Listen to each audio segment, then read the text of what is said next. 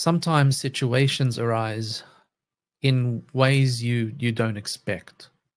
Sometimes from those who you'd least expect, and sometimes from those who you expected all along. It might come from people that are close to you, family members, friends, old friends, or it could come from those who were never close. It could come from people you greet with a smile and a simple salam and a handshake from time to time. And sometimes it comes from complete strangers. Those who know very little about you, yet they feel entitled to pass judgment, especially when it comes to those involved in dawah. There are always eyes watching, I've been told, people waiting for a moment of gossip, for a moment that you slip up, a headline, some news, anything just to criticize. Even if they know nothing about the reality or you, and they won't really care to know, yet they stand at a distance, yet feel qualified to judge, to assume, and to condemn.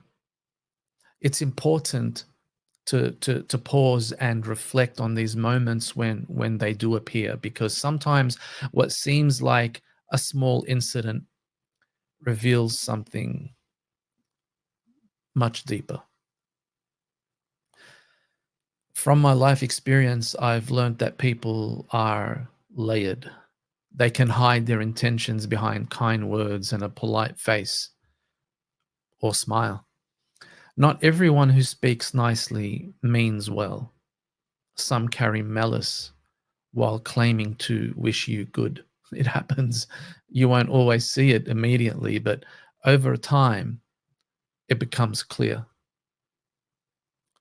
And in moments like this, when you're trying to serve, to build, to give, you realize the biggest resistance doesn't always come from outside. It comes from within.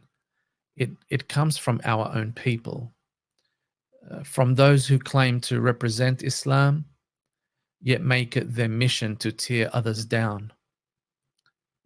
This is what I want to address. The main reflection is we live in a time where loyalty is rare. Adab has been forgotten. Support of each other is withheld, and respect is close to lost. It's very painful to witness, to be honest. You try to work sincerely to build something meaningful for the ummah, not for fame, not for position, only for the pleasure of Allah subhanahu wa ta'ala and the benefit you hope for the next generation to come. Yet what do you find? You find wolves in sheep's clothing. You find human shayateen waiting in the shadows of your effort, not to help you, not to contribute in any way, but to attack, to criticize, to slander, to find faults to pick on, because they're sent from above. Who told him to do this? Who elected him?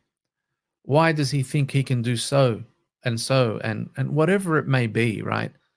They mock, they question, they divide. They instill bitterness towards their self-appointed opponents, turning hearts cold without a cause, fueled by envy and without much principle. These are the ones who stir gossip, who spread hate, who actually sabotage unity, all while claiming to represent Islam, Muslims, or even Tasawwuf. Wallahi, such people have gained nothing from their weekly zikr circles. They wear the title Muslim but behave like enemies of Muslims. I could even say that these types of people live in a bubble of their own self-imagined piety. Where is your adab? Where did your sincerity go? Subhanallah. Our mashayikh have taught us, smile at insults. Ignore the noise. Keep your eyes on your horizon and stay focused on your goal. That's why some build quietly while others just talk. This isn't about ego or about titles. It really isn't. It's about vision. It's about urgency. It's about being uncomfortable with the status quo and wanting to do something about it. You know, a proactive Muslim doesn't wait for permission to serve. It's an obligation upon every Muslim. He pushes himself to serve others for the sake of Allah, even if it's hard, even if the path is lonely. You may not see the fruits now, but put your ego aside. Serve, give, strive. You'll taste the sweetness of the path, inshallah, and help others do the same. If not, you become one of the wolves, calling others off their journey and blocking the dawah with your envy and your bitterness and your jealousy. There's a lesson from Sayyiduna Musa alayhi salam and Khiḍr. Musa and Khiḍr alayhima salam. Sayyidina Musa was alayhi salam was a prophet of great rank. He sought out knowledge, and he followed al-Khiḍr, a man who was given wisdom by Allah subhanahu wa ta'ala. But even Musa, this mighty prophet, with all his knowledge and all his sincerity, he struggled to understand what was unfolding before him, right? Why break that ship that belonged to the poor people? Why kill an innocent boy? Why fix a wall in a town that rejected hospitality? Each act seemed strange, or each act maybe even seemed completely wrong until the truth was revealed. What looked like destructive actions was in fact mercy, and what seemed cruel was actually protection, and what appeared pointless was really deeply purposeful. This story teaches us a powerful lesson. Not everything makes sense right away. Not all efforts are immediately understood. And not every servant of Allah is meant to explain every step of their journey to those watching from the sidelines. Why? No obligation.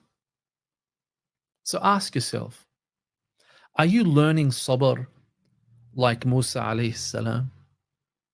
Are you willing to admit you don't see the full picture? Are you able to recognize your own limited perspective, your short-sightedness? And that's maybe the reason why you don't understand someone's vision. It's because you've never thought beyond yourself. Vision and long-term goals require depth, and short-sightedness can't comprehend them. And those who lack vision often attack what they cannot see and what they cannot understand. So the message is be careful, because you may be standing in the way of something that Allah subhanahu wa ta'ala himself has willed to happen. And to those who do this, if any of this describes you, if you find yourself bitter, always criticizing, attacking what you don't understand, undermining sincere efforts of your brothers out of envy or pride, then stop and ask yourself, what have you built? What have you served? What have you started? What project have you completed? Whose life have you improved for the sake of Allah? Your constant judgment, your gossip, and your suspicion that's eating you up inside, none of it brings you closer to Allah. None of it uplifts the community or those around you, and none of it makes you honorable in the sight of Allah. You don't need to like every leader or their personality. You don't need to agree with every project, but you are responsible for your tongue. You are responsible for your heart and ultimately your actions. So fear Allah subhanahu wa ta'ala concerning the servants of Allah subhanahu wa ta'ala. Don't be the reason someone breaks. Don't be the cause of division while thinking you're defending the truth. Ask Allah subhanahu wa ta'ala to purify your heart, to redirect your energy to something useful. And if you cannot support good, at least don't try to destroy it. Wa alaykum as-salam wa rahmatullahi wa barakatuh.